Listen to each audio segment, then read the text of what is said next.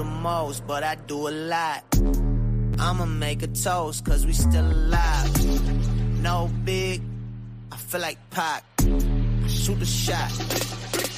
I'm coming in hot.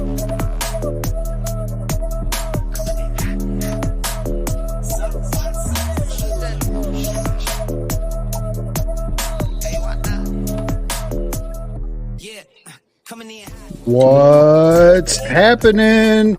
It's Tuesday, which means one thing: tacos and hot takes. Here with my boy TJ. What is happening? What is going on, man? I finally have a fucking mic. Ooh, you sound so sexy. Let's go. You can start calling me the Big Yeti now. I should join these fucking Travis Kelce boys. Do it. 92%er, baby. Hell yes.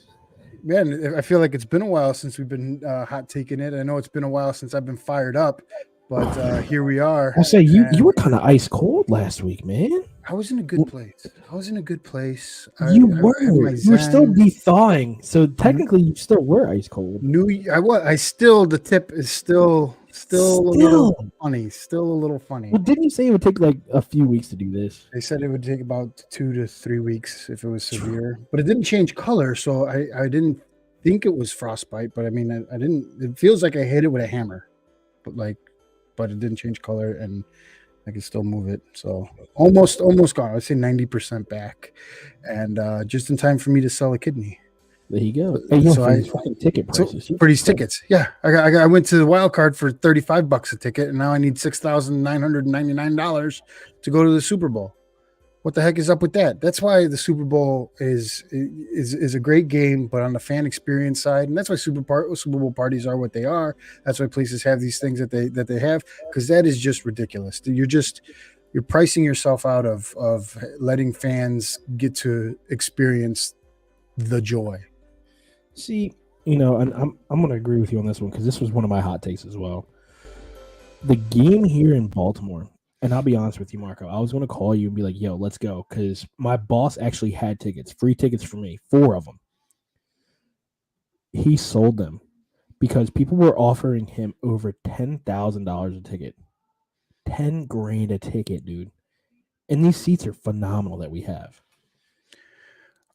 I mean, that's ridiculous. You're pricing it out. You're putting it in a situation where maybe if you're a small business, medium-sized business owner, and you can write it off as a expense for your client or whatever, or, maybe you got it. Maybe people are rolling in it. The upper class is still there. I'm not in the middle class. I'm here in the lower class. There is no middle class.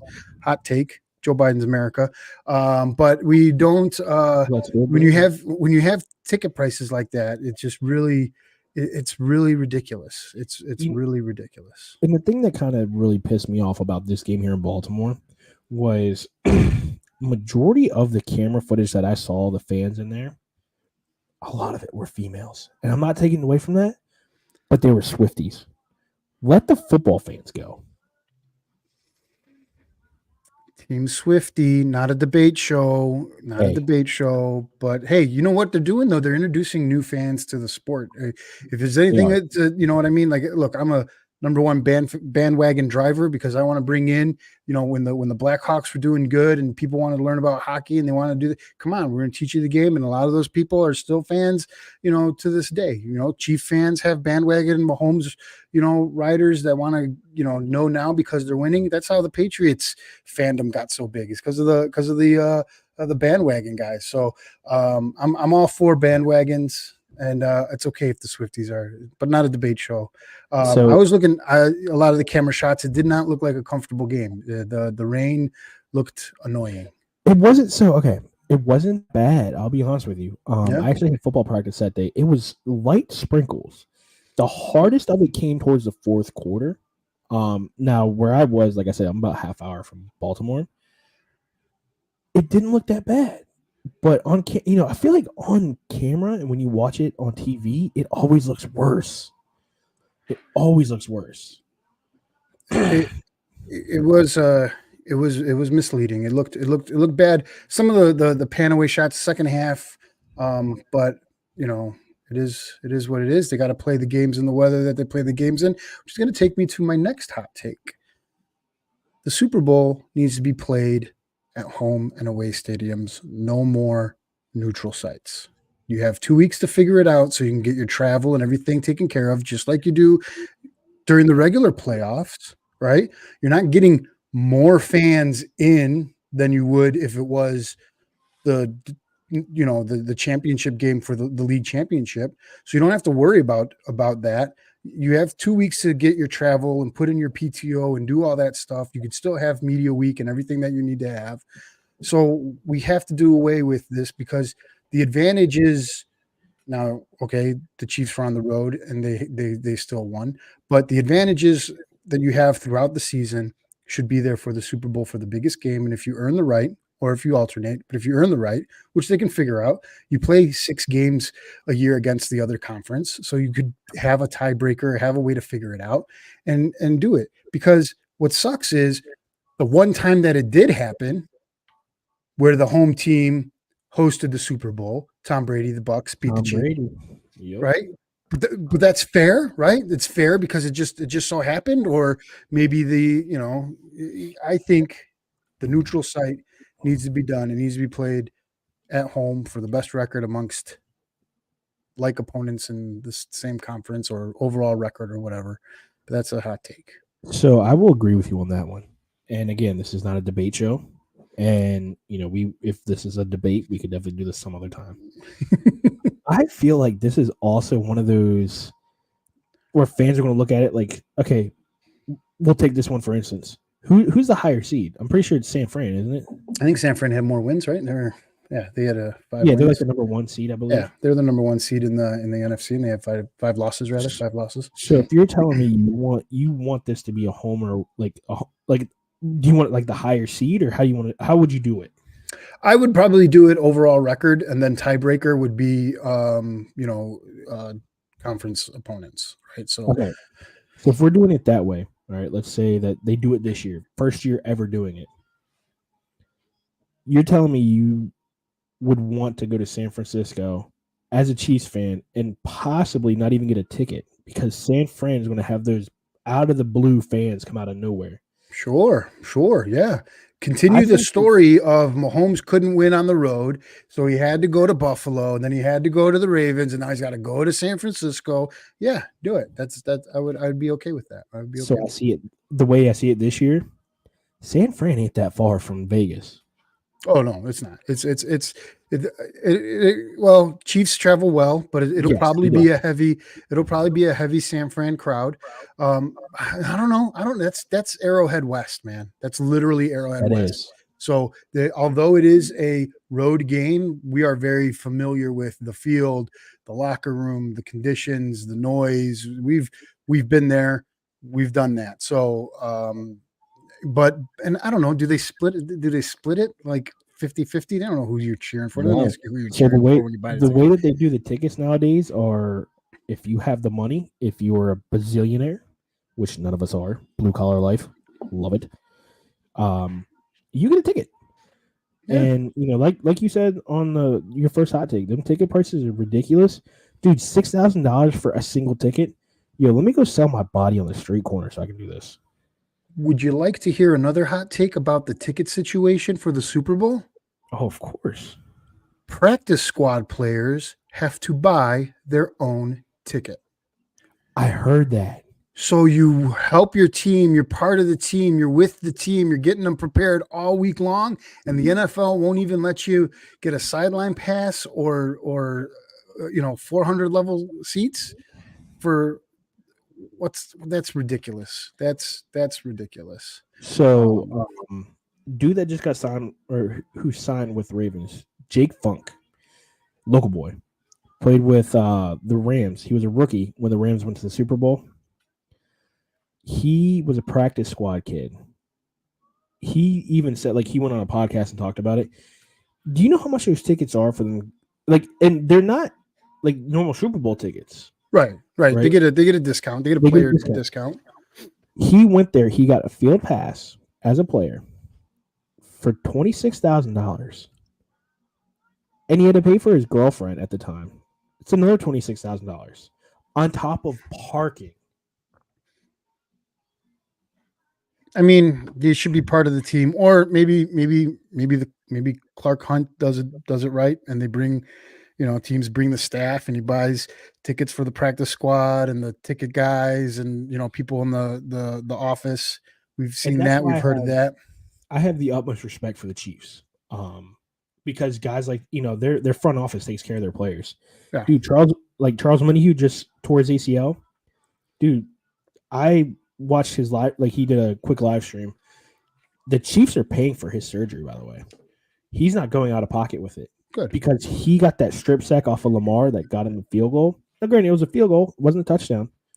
Dude, he's like a stud for them now. So what would you have to do? Normally, it's just part of your insurance plan, and you have to pay out of pocket or whatever. You get your copay and however the American healthcare system works. So NFLPA, if you were injured during the season, it comes out of your pocket, and whatever incentives that you have, it comes out of your incentives. The fact that Charles was signed like middle of the season to you guys, tore his ACL in an AFC Championship game, busting his ass. Yeah, good, dude. They're paying for it. So awesome. I love the Hunt family. Good group of guys, gals, people. We're in good hands. Good looking group too. Good looking group. Did I rant on my Cubs yet? You have not ranted on the Cubs. Go Cubs, go! Just signed Bellinger already. And Are they still on the hunt for him? We're like the lead dog. We're the lead dog. But it's freaking Scott Boras making people bid against each other, bid against themselves. He's probably going to come in week 1 or week 2 of spring training, but just find a way to get it done. Just get it done now. I know we're still a couple of days out of February. We're 2 weeks out from pitchers and catchers reporting, but you got to make a splash, a bigger splash than some guy we don't know from Japan. And, well, didn't he just win the World Series though with the Rangers? Who, Bellinger? Yeah. Or am I thinking of the wrong person? Thinking of the wrong person. Former Dodger, former MVP, young guy. Oh, I'm thinking of center field, Gold Glove. He's got Gold Gloves. Yeah, wrong. Yeah. I'm thinking of the wrong guy. Oh, okay. No, I honestly, I love watching baseball. I'm a diehard Astros fan, but I will, I'll root for anybody that I love to watch during the season. The Cubs have a soft spot in my heart because I went to Wrigley Field and I've loved that field ever since I went there. If they don't sign him, there's something wrong, and I guarantee the fans will riot because that is a player they are going after. No, we'll talk ourselves into it and say we are, going in a different direction. We got young guys, Christopher Morel. Who are we going to put at first? Patrick Wisdom. So we always talk ourselves into being okay with it. But I mean, in all honesty, where are the runs going to come from? And I know it's like, well, you're just bringing back a guy that was on roster last year and didn't get runs. The guy is in his prime and he's already won an MVP. You just gotta do it. Just do it. Bite the bullet, do it. Yeah. All right, back to football for a minute. So let me tell you, there's a weird thing that happened over the weekend. Oh boy. And the weird thing was the love of America's new team, the Detroit Lions, and where they were getting the love from. And in an odd thing, I saw a large percentage of people that I interact with on social media and otherwise cheering for the Lions. And I don't want to tell people how to be a fan, but I'm going to tell you how to be a fan. They're cheering for the Lions who are in their same division. I've seen an enormous amount of Packer fans cheering for the Lions. And I don't want to tell you who to cheer for. But how are you going to cheer for the Lions to do good or to win the NFC, to hang a banner that you got to look at every time you go there if they win the Super Bowl? I would never, unless the Chiefs were 0-17 and there wasn't a shot. Would you ever see me rooting for the Raiders? You will never see me. The best Super Bowl that I witnessed outside of a Chief victory was when the first play of the game was a high snap over Manning's head for a safety and Seattle whooped up on the Broncos. That was so much fun. So much fun to watch. What a wonderful Super Bowl that was. And I think you texted me in the chat, and you're like, as a Dallas fan, if anybody in the NFC East were gonna, in the NFC Championship, would you root for him? Fuck no. You're going against your own team. The only time that I do that is bowl season when the SEC needs to beat up on the Big Ten, and then that's the only time I'm rooting for Tennessee. When Mississippi State is playing Iowa, then I'm rooting for Mississippi State. But other than that, it's going to be Wildcats and Longhorns. That's it. Maybe throw a little Gators, little dogs, but it's and I know exactly where you're going. Where the shots are being shot at. Because I agree with you, and I watched it myself, and I laughed. It's not only Green Bay fans, dude. I saw Viking fans. I saw Bear fans. Why? I even saw, and this was the funniest one, here in Baltimore, and I know she doesn't watch it, and I will say she because she's not on this group. Maybe she'll watch it if I share it. She's a die-hard Seattle Seahawks fan. Give you one guess what jersey she had on. I hope it's Taylor Swift one. Good old number 87. Brock Purdy. What? Brock Purdy, and she's a fucking Seahawks fan. All right. Speaking of Brock Purdy, the volume was too down, so we didn't get to hear that. But speaking of Brock Purdy, it's going to be. I get it. If you guys don't want to respect them, fine. Don't respect them. Then hate them. But don't hate the opinions of fans and people that respect them. I don't want to tell you how to be a fan, but fine.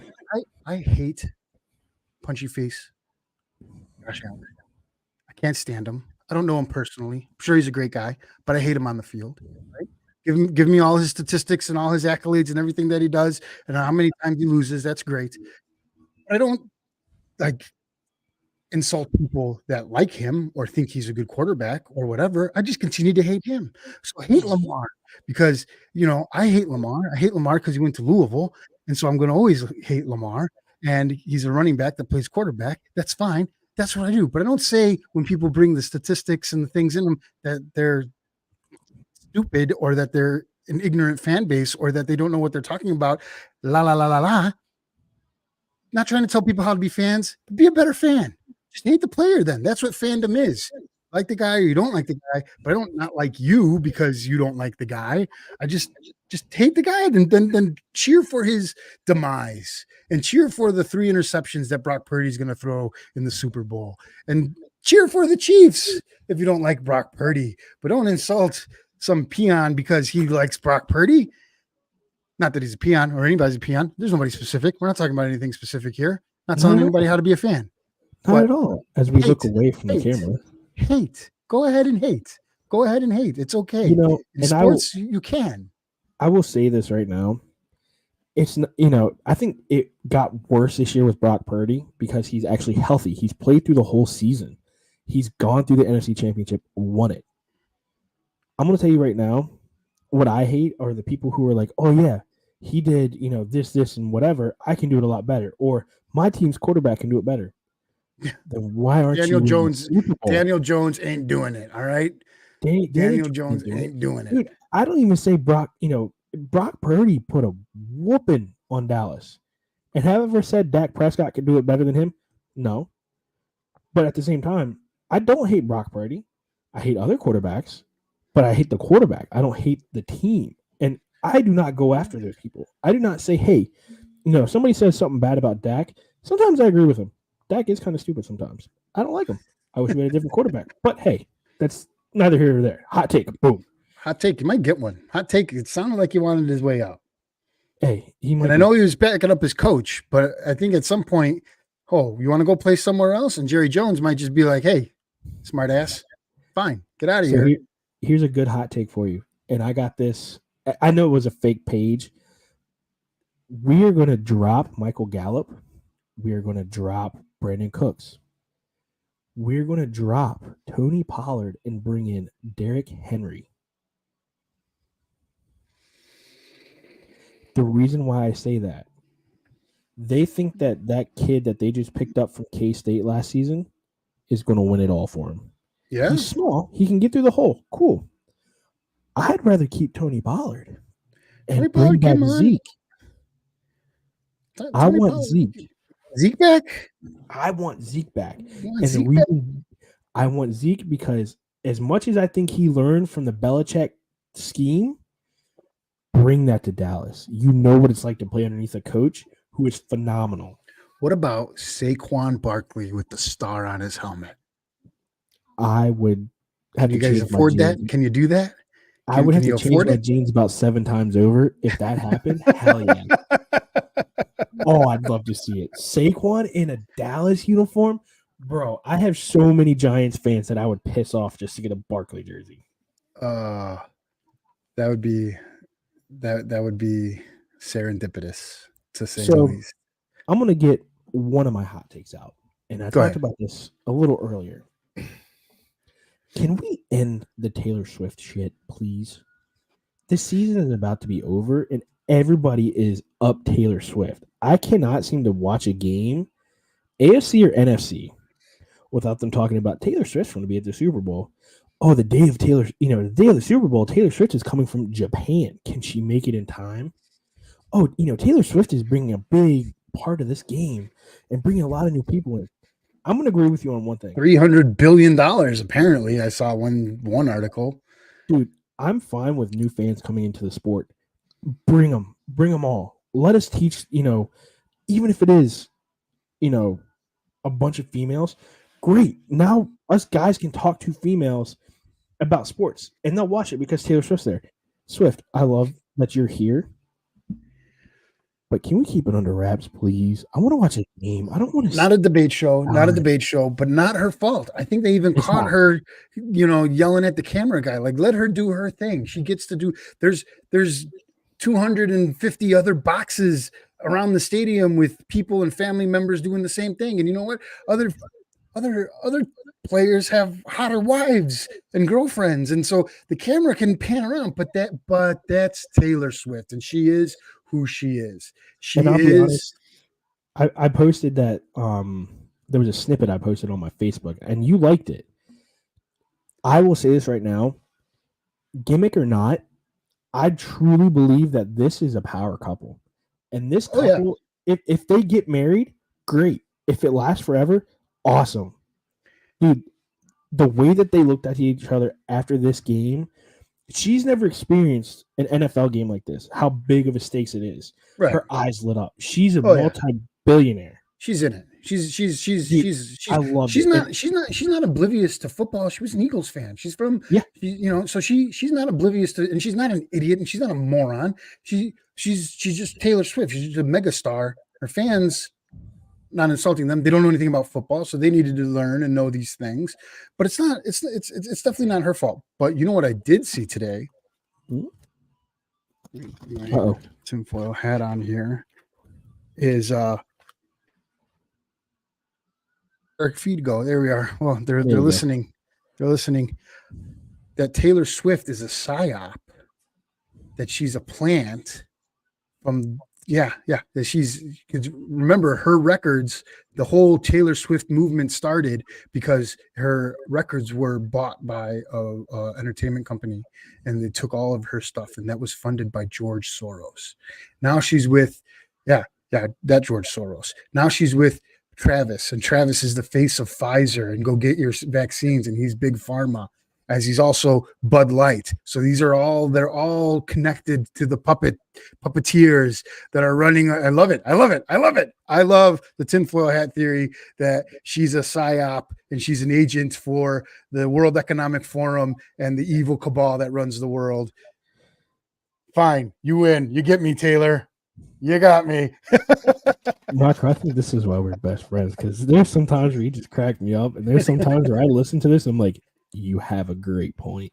Oh, this is one of them, dude. I'm telling you, man. I'm once we got to get together. My Mondays have been too tied up to sit down, so we got to record it. But when I show you this MH370 stuff, like, are you familiar at all with MH370? So I believe it was like a few weeks back when you told me about it. I actually did my research on it.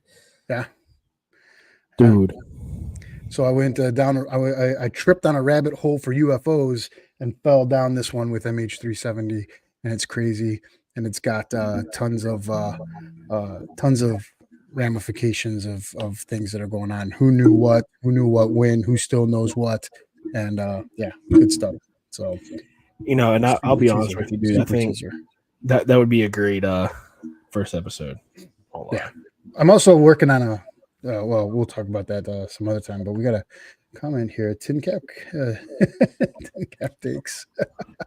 Giant Esports. So I got another take over the weekend. We had WWE Royal Rumble, and that's right. That is one of my hot takes. Huge week for wrestling, WWE, TKO, Endeavor, whatever the company name is. Got The Rock going and being appointed to the board of directors, and they needed that because they got rid of Vince McMahon. Terrible, disgusting rape allegations and some really wacky stuff. And then you have the Royal Rumble, which was hit or miss. I didn't watch it. I watched it on Twitter and in the chats and stuff. I was, couldn't find it. Didn't have it. Don't have Peacock or whatever it was on. Anyway, press conference, media day, whatever. They get to Triple H and they prod him on it, right? Because it's a big deal. And he just totally dodged the question and dodged the thing. And the hot take is more people know. Yes. They know. Well, and I think the biggest thing too is a lot of names are being dropped, and they're big names, and that's why they're coming after this right now. Laurinaitis is a huge name. He's very much. I mean, Vince McMahon is the biggest name of them all, right? But yes. There's reports that Shane McMahon knew, and that's why Shane McMahon left. There's Brock Lesnar when he went to the UFC. That's why he left. So, and now you got to look at guys like look at his boys. So who's standing with, or who has stood with, right? The Undertaker, right, is huge Vince McMahon guy, right? And 100%. So the dominoes are going to fall. And, The Rock is a huge WWE guy because he understands like that's where he comes from. And he's been with that circus forever. And I always say, right, it's a circus. When you have a circus, you're going to get clowns. Wrestling is a traveling circus business. It's just evolved with the times. And, and my take on this whole situation, I mean, and we all kind of grew up. Well, I don't say we all, because I know that you're probably 10 years older than I am. And my thing is, we all grew up on some type of wrestling. If it wasn't WWF, it was WWE. If it wasn't the Attitude Era, it was, Aggression Era, something like that, where we all know these wrestlers. And as we get older, it seems like the older generation, are getting these guys who we idolized as like wrestlers and wanted to be like them in our backyards. They're coming out with their names saying, hey, he grabbed this girl's ass. I'm going to charge him on this. Because he was famous. Well, let's do it big. Let's take a look and see if there's a quick look going down a rabbit hole, and let's see what WWE Studios and Harvey Weinstein might have in common. Because what happened over the last 20 years is wrestlers go to Hollywood. What happens when you go to Hollywood? You got to know somebody in Hollywood, right? And they weren't really into Hollywood, so are they tied to, to Harvey Weinstein? And then you're like, now watch out, right? So, you got to follow the money and connect the dots and get the pegboard up and start bringing the string back and forth from this movie to that person to that person, and yeah. So again, I don't know. Have you ever seen the movie See No Evil with Kane in it? No, I don't watch WWE movies, to be honest, but I know they exist. So Kane also has a book, all right? And God knows I love to read, okay? And yes, this dumb cowboy can read, guys. I promise you that. I read that book. Did you know that WWE Films was almost bought out by Harry Weinstein? See, there's got to be where there's smoke, there's fire. There's got to be a connection. There's going to be a connection. That's why a lot of guys were leaving early, was because of the people that they were getting connected to. Wow. Crazy stuff. What a rabbit hole to go. What a rabbit hole to go down, and I'll pick it up on a Mondays with Marco. So I've got one last thing before we leave, because I know we've kind of reached our 30-minute. I'm going to make this a quick take. Go ahead. This Royal Rumble was a bust, and anybody who disagrees with me, I will give you my address and we can duke it out. The women's match was better than anything. Screw Roman Reigns. Screw Logan Paul. The men's Rumble was terrible. I don't care Cody won it. At the same point, did I want CM Punk to win it? No, he's a punk. That's why his name is CM Punk. The fact that he tore his pec, but yet he used it against Drew McIntyre on Monday. Okay, come on now. We got to get a better story.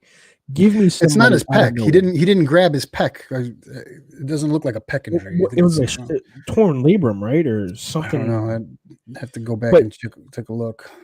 If the girls outdid the men in WWE, it wasn't his pec. It was tricep. Okay, thank you. Thank you, Brad. Awesome. But the fact that the women's Rumble was so much better than the men's, because there were people that, there were women's division coming from TNA. There were girls that, we were waiting for to see who would came in. Dude, and I was so happy. Yes, Jade Cargill. When she signed, that was the first one I was waiting for. Dude, phenomenal. I was waiting to see who else would come back. Now, I will say, I say this lightly because my wife is here with me. My other wife, Liv Morgan, came back, and I was the happiest man in the world. Dude, I will not lie. I wanted her to win. But the fact Bayley won, and I think, Troy, I think you're still in here with us.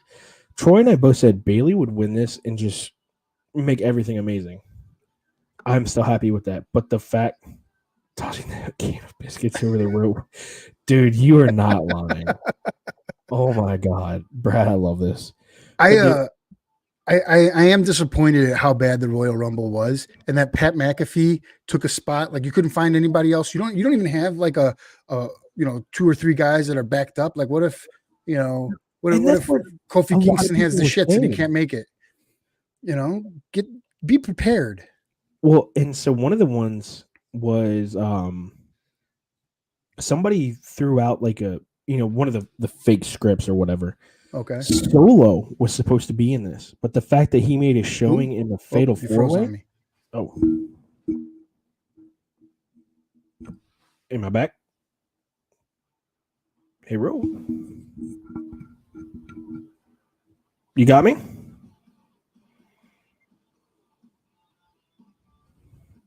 Oh, I think I'm the only one here. Well, if I am the only one, anybody else who's watching, hold on, let's see. Are we good? I think Marco froze. You're good. Marco's gone. Dang. Apparently, even Brad, you're right. The Kofi was a bad spot. I think if anything, we should have had Solo into that, because that would have been a good one as well. But the one that I was really, really waiting for, and we all put in the chat, was MJF. MJF was one that I really thought was going to come back. Dude, the fact that he popped up out of nowhere in that Fatal 4-Way easily should have been in there. And, dude, I don't know. I mean, yeah, MJF. Somebody even posted there that, I even said, I had a buddy who was down there and saw MJF in St. Petersburg. St. Petersburg, everybody, was like, oh yeah, MJF is here, MJF that. MJF, I will tell you right now, would have been the best entrance to listen to. And yeah, he is. And I think that he's actually in rehab right now. For the injury, not for, he may have other things as well. But yes, he does have an injury. Sharknado. I don't know if it was me. I don't know. It froze up and then it kicked me out. So apparently, okay, good. Brad said that I'm good. You were gone. Okay. So I think your little tin foil, somebody came after you. I gotta move that. It's very strong. The signals are very strong on that. But no, yeah. So I think the men's rumble, they should have had better guys come out there. Pat McAfee was kind of a bust. He was in there for 32 seconds because he saw Omos and ran. He was like, "No, thank you." I think MJF and Solo should have been in there. It's me. It's me. Yeah, is you. It's me. It's me. All right, that's I think that might be the show. That's the hot take gods telling us we're running over time. Yeah, we ran over time. Hot takes gods. You're like, all right, now we got to shorten it up next week as well. All right, guys, thanks for joining us. Join us Thursday for Talking Sports, and we will continue to keep it hot. Shoot a shot. I'm coming in hot.